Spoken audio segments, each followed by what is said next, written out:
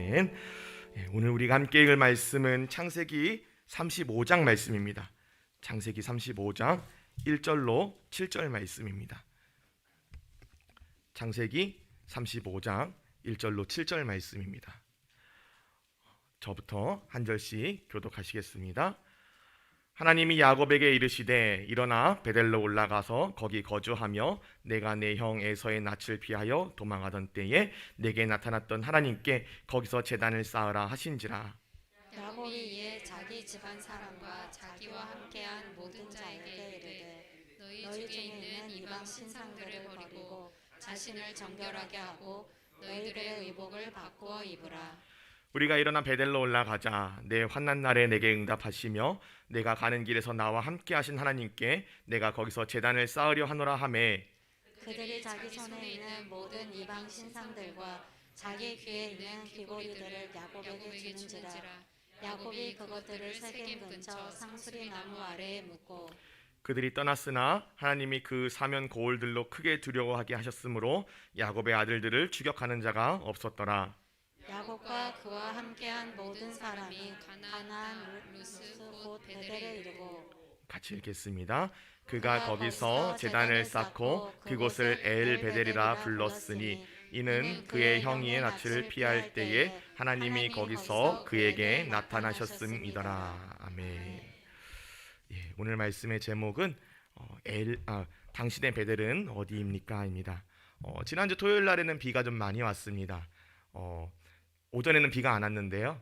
이제 오후로 가면서 비가 내리기 시작하더니 제가 갈 때쯤이 되니까 제법 비가 내리는 겁니다. 그런데 우산을 챙겼어야 했는데 우산을 못 챙겨 나왔어요. 그런데 제가 이제 가야 될 때가 됐는데 심지어 30분을 기다렸어요. 30분 기다리면 그래도 좀 비가 좀 그치지 않을까. 안 그치더라고요. 그래가지고 어쩔 수 없이 1층에서 우산을 샀습니다. 그런데 저를 낭패하게 만드는 일이 생겼습니다. 갑자기 비가 그친 겁니다. 주여. 그러고 나서 저를 더욱더 기분 나쁘게 만드는 일이 생겼습니다. 집에 도착하니까 비가 내립니다. 얼마나 약오르던지 허튼 데다가 돈 쓴 것 같은 느낌이 나잖아요. 그 광경을 보고 어이가 없기도 하고 또 기분 나쁘기도 하고 쓸모없는 물건을 공연히 샀다는 마음이 들어서 기분이 썩 좋지 않았습니다. 그러다 보니까 이제 생각이 꼬리를 물기 시작하는데 그러고 보니까 우산만큼 필요할 때만 간절한 물건이 없구나. 비 올 때는 되게 간절해가지고 막 사기도 하는데 비 안 오면은 굳이 들고 나갈 필요가 없지 않습니까? 거기다가 비도 안 오는데 우산 들고 나온 사람을 보면은 뭐지? 이상한 사람인가? 아니면은 이제 혹은 이제 마음이 좋으신 분들은 이렇게 하겠죠. 뭐지? 내가 모르는 사이에 비 온다고 예보가 바뀌었나? 뭐 이렇게 생각하시기로 할 건데 그만큼 우산을 비가 안 오면 굳이 들고 다니지 않는 이유는 거추장스럽기 때문입니다. 이거를 가방에 넣자니 무겁고 손에 들고 다니자니 이 사람 저 사람 다 쳐다볼 것 같고 굉장히 거추장스러워서 들고 다니기 좀 애매한 물건. 그래서 필요할 때만 찾는 물건이 우산인 것 같아요. 그러다 보니까 또 이제 한 가지 생각이 옮겨갔습니다. 그런데 우리가 하나님의 말씀을 마치 이렇게 우산처럼 여기고 있지는 않는가? 꼭 내가 막 필요하고 막 기도할 거리가 생기고 그러면 이제 성경 막 찾아보고서는 내게 위로되는 말씀이 있는지 한번 살펴볼 때가 좀 있는데 그러지 않고서는 어떤 목사님이 설교 때 하셨던 말씀처럼 이제 주일날 예배 가야 되니까 성경책 딱 찾아가지고 먼지 있네 이렇게 해가지고 후탁 성도가 됐다. 이렇게 이제 후탁 성도가 되지 말라. 이런 말씀을 하시기도 하셨는데 물론 저희 교회는 한 번도 못 뵀습니다. 네. 아멘이 적으니까 갑자기 이제 은혜가 안 되는. 말씀을 가까이 하는 것이 복이다. 그러니까 말씀 속에서 하나님의 말씀을 알 수 있다. 지금도 살아계시는 하나님의 말씀을 우리가 체험하자. 이렇게 그 목사님께서 도전하시는 말씀을 들은 적이 있습니다. 제가 그때는 후탁성도였기 때문에 그 말씀에 참 많이 도전을 받았습니다. 이 목사님의 말씀을 떠올리면서 오늘 말씀 속 야곱의 삶이 어쩌면 이 후탁성도의 삶과 같지 않는가 이렇게 생각해 보게 되었습니다.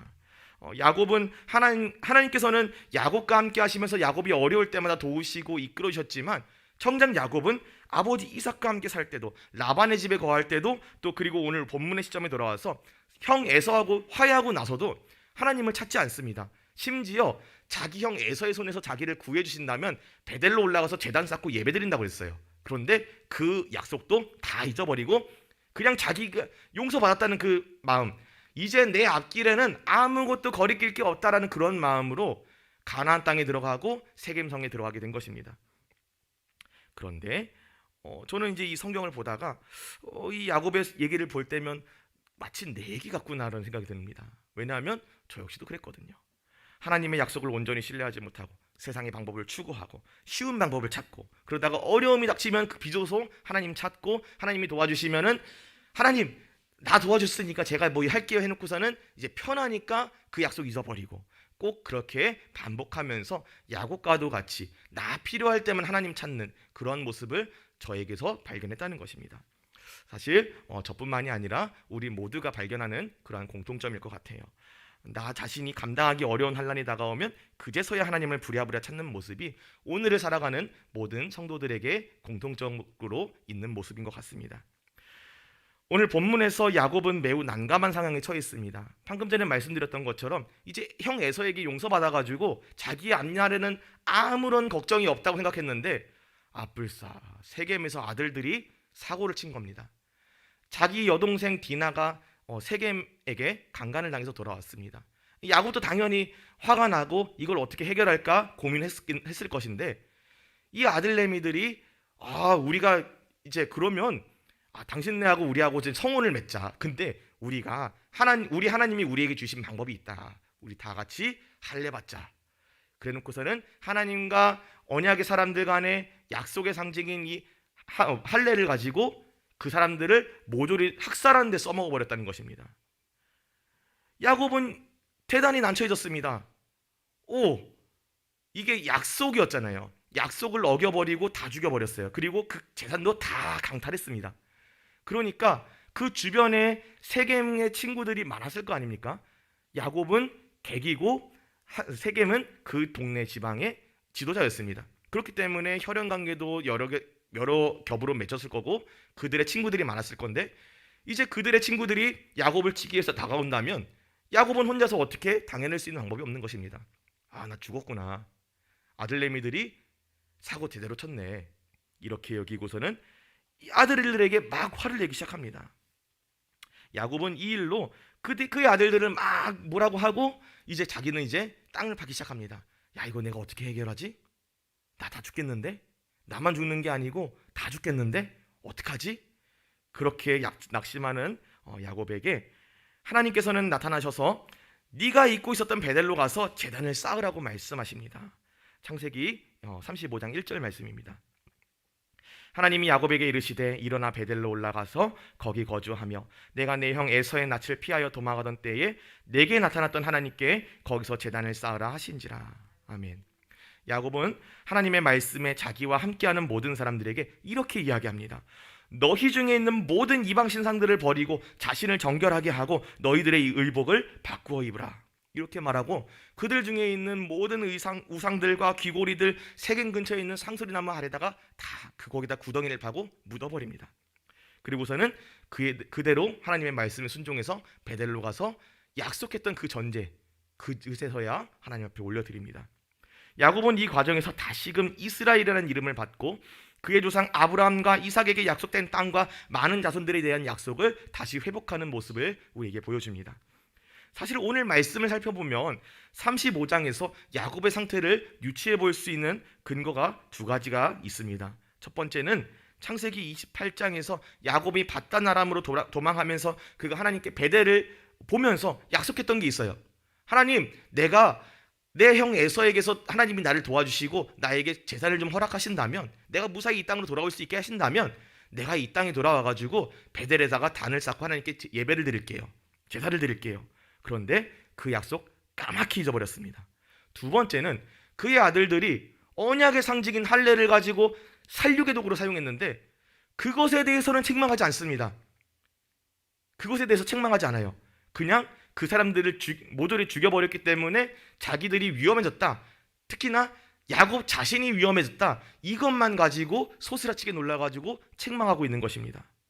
야곱은 이 문제에 대해서 그 언약을 소홀히 여긴 것을 책망하기나 훈계하기는커녕 언급조차 하지 않습니다. 그래가지고 이 시점에 야곱은 자신이 무엇은 서원을 했는지, 그리고 자신이 지금 뭘 화내야 되는 건지 전혀 모르고 있다는 것을 우리에게 보여주고 있습니다.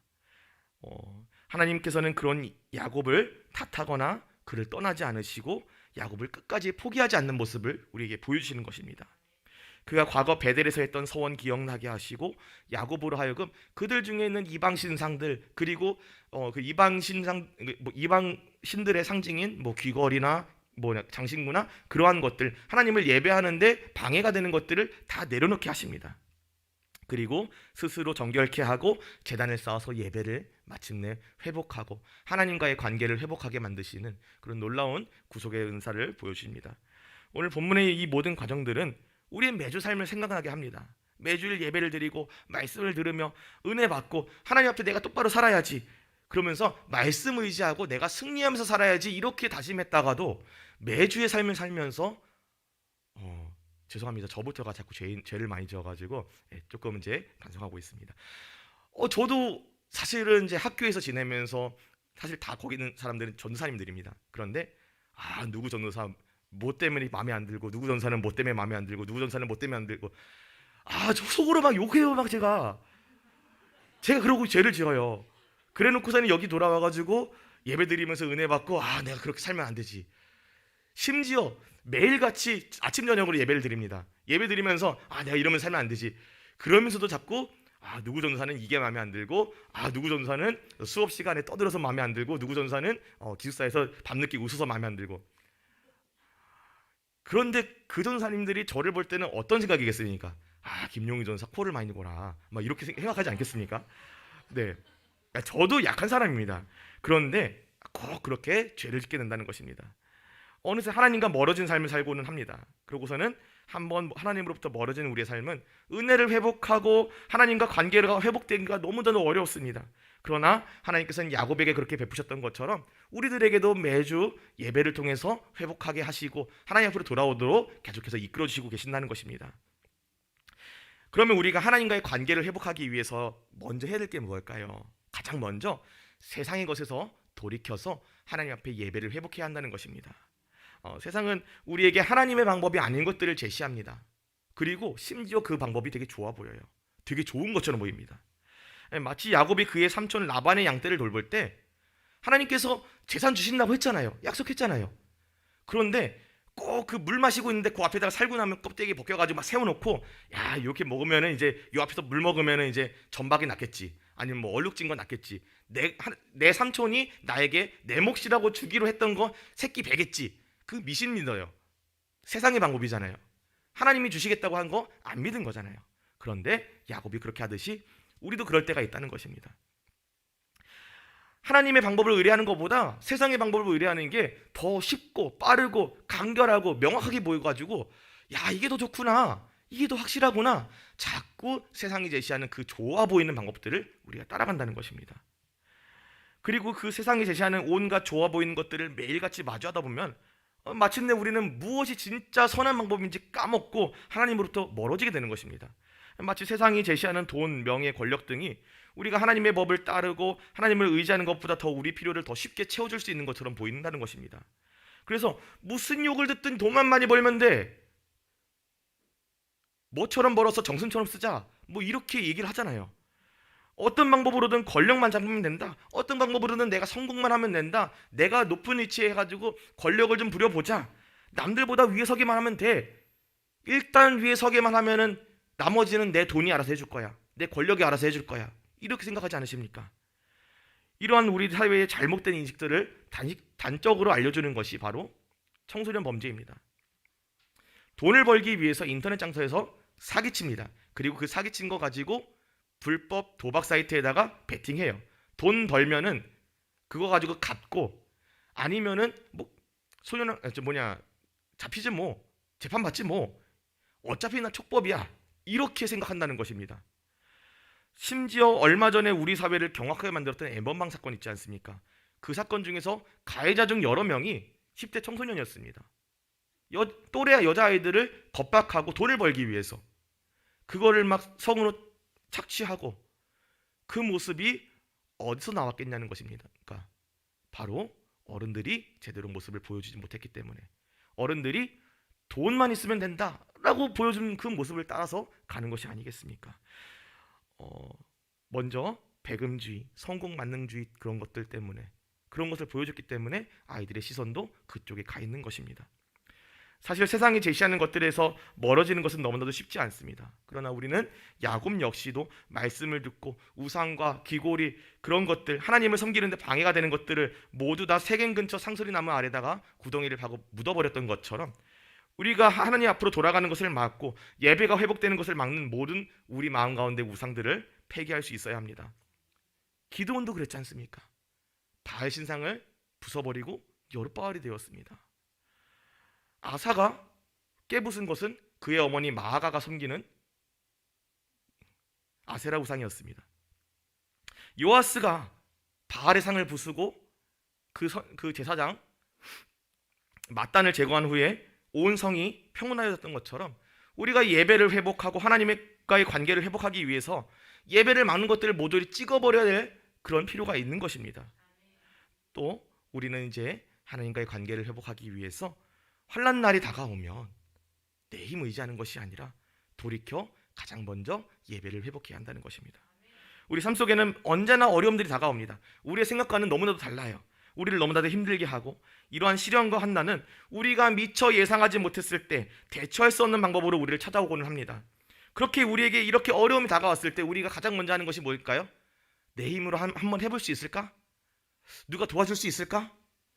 뭐 아는 사람이 좀 도와줄 수 있으면 이것 좀 해결할 수 있을 것 같은데 해보다가 안 되면은 결국에 찾는 것이 맨 마지막에 하나님 도와주세요 하지 않습니까? 우리 순서를 좀 바꿨으면 좋겠습니다. 내 힘 먼저 의지하지 말고요. 누구 아는 사람 도움 요청하지 말고요. 하나님 앞에 먼저 찾아가서 예배를 먼저 회복했으면 좋겠습니다. 사실 어려움이 우리를 찾아왔을 때 즉각 돌이키기가 너무나도 어렵습니다. 왜냐하면 우리는 계속 내 힘으로 해보고 싶거든요. 그게 제일 빨라 보이거든요. 내 눈에 보이지 않는 하나님한테 하나님 이거 좀 해결해 주세요라고 부탁하기에는 너무 번거로워 보입니다. 언제 도움이 올지 모르겠습니다. 내가 이렇게 기도했는데 도움이 언제 올지 어떻게 알아? 그러니까 내가 한번 해봐야지. 그런데 하나님은 우리의 그런 마음도 아시고 우리의 연약함도 아시사 그러한 마음을 이기고 우리가 먼저 예배를 회복하고자 하였을 때 그 마음을 받으시고 우리에게 우리의 필요를 채우신다는 것을 우리가 기억해야 할 것입니다. 성경은 이외에도 우리에게 계속해서 하나님과의 관계를 똑바로 할 것을 요구하십니다. 우리가 잘 아는 십계명에서도 하나님과의 관계가 우선되고 있습니다. 1계명부터 4계명 말씀 한번 제가 읽어보겠습니다. 너는 나 외에는 다른 신들을 내게 두지 말라. 너를 위하여 새긴 우상을 만들지 말고 또 위로 하늘에 있는 것이나 아래로 땅에 있는 것이나 땅 아래 물속에 있는 어떤 것의 형상도 만들지 말며 그것들에게 절하지 말며 그것들을 섬기지 말라. 너는 내 하나님 여호와의 이름을 망령되게 부르지 말라. 안식일을 기억하여 거룩하게 지키라. 가장 처음 나오는 네 계명이 다 하나님과의 관계에 대한 계명입니다. 그렇기 때문에 룻기에서도 나오면 그 가족들은 기근이 들었을 때 이 땅을 떠나서 식량이 있는 모압 땅으로 가면은 행복할 줄 알았습니다. 그런데 하나님께서 그들에게 말씀하신 것은 아니야. 지금 너네에게 식량이 없기 때문에 모압 땅으로 간다고? 그거 아니야. 너희가 가장 먼저 구해야 될 것은 나와의 관계야 라는 것을 알려주십니다. 하나님을 떠난 그들에게 참 자유함이 있을 수 없었습니다. 그들을 향한 하나님의 뜻은 언약 공동체, 언약의 땅으로 돌아오는 것이었습니다. 하나님과 연합하는 것이었습니다. 나오미와 그의 자부 룻이 언약 공동체로 돌아왔을 때 무슨 일이 일어났습니까? 하나님께서는 그들을 통해서 다윗을 허락하시고 다윗의 후손으로 예수 그리스도를 보내주셨습니다. 그리고 그 예수 그리스도를 통해서 우리가 모두 이 자리에 있고 구원을 받지 않았습니까? 마찬가지로 오늘 이 자리의 모든 성도님들께도 하나님께서는 모두 다 동일한 것을 요구하고 계십니다. 하나님께서 우리 눈앞에 놓인 어려움 앞에서 세상의 방법, 내 힘 찾는 것이 아니라 세상에서 나를 도와줄 어떤 사람을 찾는 것이 아니라 그런 것들 다 제껴놓고 가장 먼저 하나님과의 관계를 바로잡기 위해서 예배를 회복하시기를 원하시고 계신다는 것입니다. 그래서 우리가 가장 먼저 하나님 앞에서 예배를 회복하기 위해서 몸부림치고 하나님과의 관계를 회복하기 위해서 주님 앞으로 나아올 때에 우리에게 있어야 할 것이 무엇인지 아시고 그 모든 것들을 우리에게 허락해 주시는 것입니다. 우리가 하나님과의 관계를 회복하기 위해서 다음으로 스스로 정결하게 해서 예배를 회복해야 합니다. 야곱은 베델로 돌아가는 말씀을 듣고 가장 먼저 뭐 했냐면요, 의관을 정제했습니다. 가장 깨끗한 옷을 입고 자기들에게 예배를 드리기에 방해가 되는 귀고리 다 떼어놓고요, 장신구 다 떼어놓고요, 그거 다 묻어버렸습니다. 그리고 가장 깨끗한 옷을 입고 베델로 가서 단을 쌓고 제사를 드립니다. 자신을 정결하게 하고 의복을 바꿔 입은 것입니다. 하나님 앞으로 나아가 예배를 회복하기 위해서 스스로 정결해져야 된다는 것을 알고 있었기 때문입니다. 이와 같이 우리가 거룩하고 지존하신 우리 주님 앞에 나아가기 위해서는 우리의 마음을 가장 먼저 거룩하게 정결하게 해야 합니다. 물론 그리스도의 십자가에 죽으시고 부활하심으로 우리는 그분을 믿고 시인하여서 의로다 하심을 얻었습니다. 더 이상 우리를 정죄할 수 있는 것은 없고 우리는 언제고 휘장이 갈라진 그 틈을 통해서 하나님 앞으로 나아갈 수 있습니다. 그러나 그럼에도 불구하고 우리는 예배를 회복하기 위해서 가장 먼저 우리의 마음을 정결하게 해야 합니다. 하나님은 우리가 상한 심령으로 하나님 앞에 예배드리시기 원하시기 때문입니다. 다윗은 시편 51편에서 이렇게 말합니다. 주께서는 제사를 기뻐하지 아니하시나니 그렇지 아니하면 내가 드렸을 것이라. 주는 번제를 기뻐하지 아니하시나이다. 하나님께서 구하시는 제사는 상한 심령이라. 하나님이여 상하고 통회하는 마음을 주께서 멸시하지 아니하시리이다. 이렇게 고백하고 있습니다. 이것은 하나님께서 우리의 어떤 예배드리는 형식만이 아니라, 눈에 보이는 겉모습만이 아니라, 그런 어떤 제 형식, 제의, 눈에 보이는 그런 것들, 빵빵한 것들, 프로그램들, 그런 것들을 바라는 것이 아니라, 예배드리러 나온 사람이 얼마나 진실된 마음으로 하나님 앞에 나의 심령을 내려놓고 진실한 마음으로 예배를 드리는가, 그것을 바라보신다는 것입니다. 그래서 바울 사도는 로마서 12장 1절에서 그러므로 형제들아 내가 하나님의 모든 자비하심으로 너희를 권하노니 너희 몸을 하나님이 기뻐하시는 거룩한 산 제물로 드리라. 이는 너희가 드릴 영적 예배니라. 이렇게 기록했습니다. 사실 이것은 간단한 것입니다. 우리는 중요한 손님을 맞이할 때 어떻게 합니까? 가장 먼저 깨끗이 씻겠죠. 그리고 또 이제 꽃단장하고 또 가장 훌륭하게 청소된 상태의 집에서 손님을 맞이하거나, 그것도 좀 여의치 않다면 멋진 레스토랑을 예약을 해가지고 거기서 손님을 맞지 않겠습니까? 이렇게 따로 장소를 마련해서 손님을 맞게 하는 것처럼 우리가 사람을 맞이할 때도 그렇게 최선을 다해서 가장 좋은 모습으로 가장 좋은 장소에서 그 사람을 맞이하려고 하는데, 어찌하여 우리가 하나님을 맞이하고 하나님 앞에 서는데 우리의 마음을 깨끗하게 하지 않고 나아갈 수 있겠습니까? 하나님이 원하시는 대로, 하나님이 원하시는 모습으로 우리 스스로를 정결하게 해야 하는 것입니다. 우리는 예배드리기에 앞서서 우리의 심령을 먼저 정결하게 하여야 합니다. 말씀을 정리하겠습니다. 야곱을 세겜에서 베델로 이끄신 하나님은 오늘 이 자리에 모이신 각 사람에게도 동일하게 역사하고 계십니다. 하나님께서는 당신의 창세전부터 기쁨 중에 택하신 백성들을 끝까지 이끌고 계십니다. 이 놀라우신 하나님의 은혜는 야곱을 베델로 이끄시고 예배를 회복시키시고 마침내 언약을 회복하셨던 것처럼 그분의 택하신 백성인 우리를 천성에 들어갈 때까지 놓지 않으시는 그것입니다. 사실 이제 저의 부끄러운 얘기를 하자면, 저는 사역을 시작하기 전에 이제 신대원 진학을 포기했던 사람이었습니다. 물론 이제 서원까지 해가면서 들어갔던 신학교인데 신대원 진학을 포기한다고 하니 부모님의 반대가 이만저만이 아니었습니다. 그런데 그래도 저 스스로는 많은 고민들이 있었어요. 저 스스로는 많은 어려움들이 있었다고 생각을 했고요. 지금 생각해보면은 제가 너무 어리석고 우스웠지만 그때는 세상에서 저만 힘든 줄 알았습니다. 하나님께 찾고 구했지만 하나님은 응답이 없으셨어요. 하나님, 내가 왜 아파야 돼요? 내가 왜 이런 일 당해야 돼요? 왜 우리 집에 이런 일이 생기는 거죠? 하나님 좀 대답 좀 해보세요. 살아계신다면서요, 역사하신다면서요, 왜 우리 집에는 역사 안 해주세요? 왜 나한테는 역사 안 해주시고요, 내 건강은 왜 항상 아픈 거고요, 도대체 왜 내 몸은 종합병동인가요? 나는 왜 남들 그냥 학교 다닐 때 나는 병원 가야 되나요? 이런 생각들이 저를 사로잡았습니다. 너무 응답이 좀 늦어지니까 하나님이 안 계시는 것 같더라고요. 그래가지고 물론 이제 많이 고민을 했습니다만 결국 자식 이기는 부모 없다고 바득바득 우겨가지고 제가 원하는 것을 좀 얻어냈습니다. 그래도 일말의 양심 같은 게 좀 있었어요. 그래서 송구영신 예배 드리면서 기도할 때, 하나님, 저 이제 끝이에요. 지금까지 저를 힘들게 하셨으면 이제 놓아주실 때도 됐어요. 이제 그만하세요.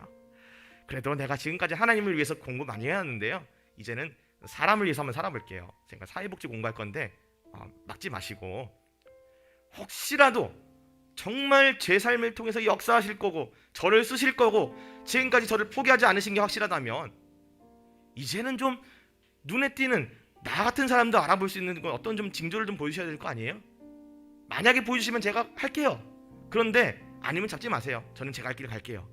이러고 도발했습니다.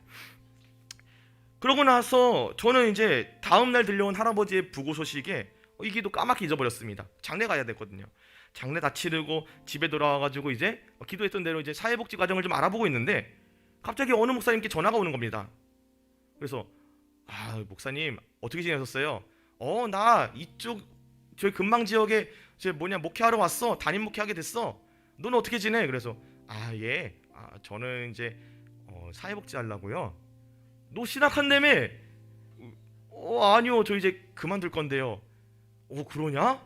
그러면 그래도 내가 이쪽에 왔는데 나 한번 인사 한번 해야지 않겠냐? 인사 겸 면접이나 한번 보러 와. 그래가지고 네 알겠습니다 했습니다. 제가 왜 그런지 모르겠는데 아마 그때 그렇게 생각했던 것 같아요.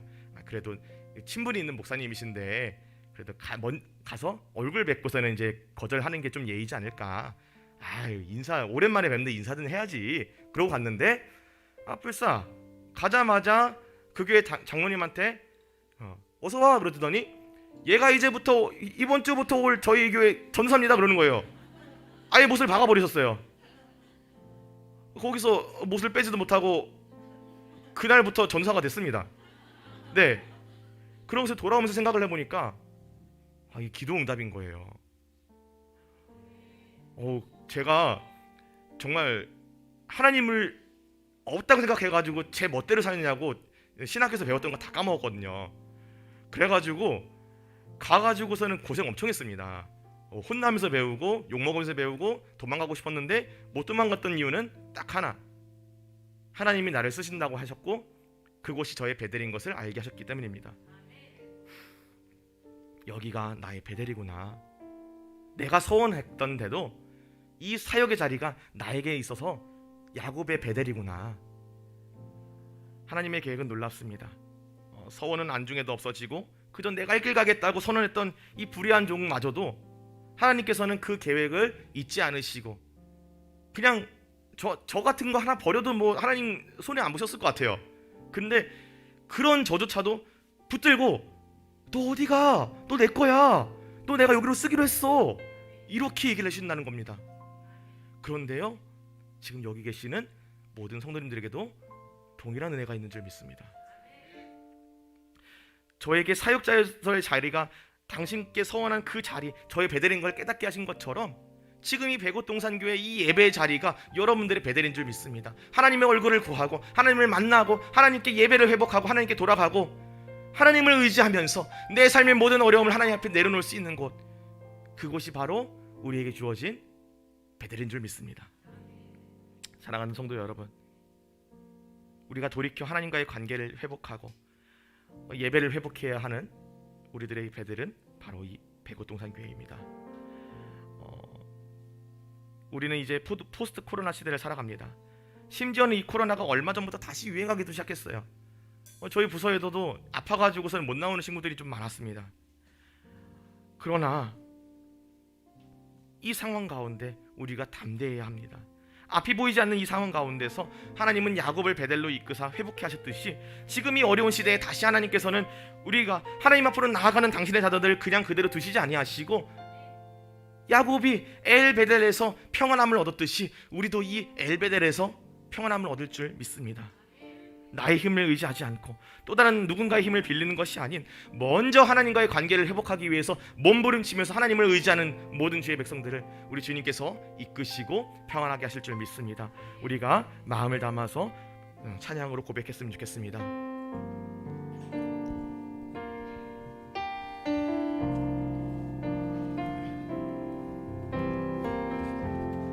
따스한 성령님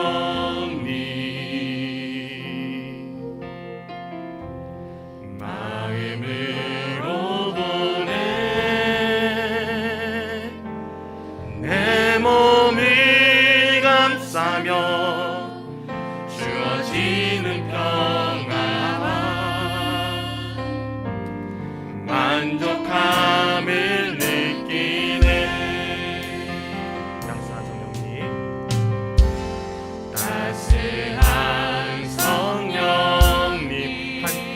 이번에 마음으로 보내 내 몸을 감싸며 주어지는 평안함 만족함을 느낀 부르신 곳에서 나는 예배하네 어떤 상황에도 나는 예배하네 부르신 곳에서 나는 예배하네 어떤 상황에도 나는 예배하네 따스한 성령님 따스한 성령 한 줄기 빛보내 한 줄기 빛보내 내 몸을 감싸며 주어지는 평안함 그 사랑을 느끼네 부르신 곳에서 나는 예배하네 어떤 상황에도 나는 예배하네 부르신 곳에서 나는 예배하네 어떤 상황에도 나는 부르신 곳에서 나는 예배하네 부르신 곳에서 나는 예배하네 어떤 상황에도 나는 예배하네 부르신 곳에서 나는 예배하네